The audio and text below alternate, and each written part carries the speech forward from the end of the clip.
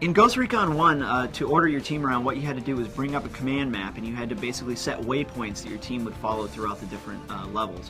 What we wanted to do in Ghost Recon 2 was to make things a lot more intuitive and easy to use. So we came up with basically a contact-sensitive system that through single pushes of the button on the Xbox controller or bringing up quick menus, you can easily and quickly order your team around.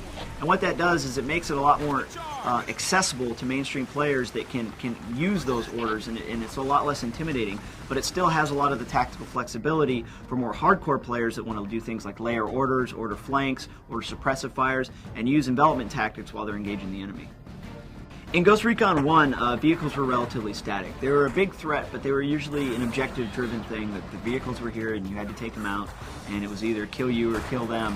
Now when you run into vehicles, we can switch them over to a hunt AI behavior, and they'll actually path through the levels and hunt you like real vehicles will. When you see a tank running around a corner and the guy on top of the turret is manning a gun and shooting at you, and you take him out and he falls out of the vehicle, it's a really cool moment. In Ghost Recon 1, we were pretty much limited to using a single texture or image being applied to any given surface. We have just blown that out of the water in Ghost Recon 2.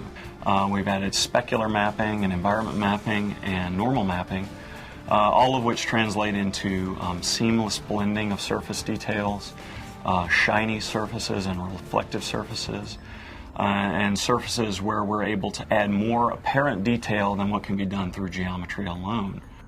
Platoon AI is really a new level of AI that we're using. It means high-level orders that can be given to the enemies, and the high-level orders gives them the ability to react to what the player does.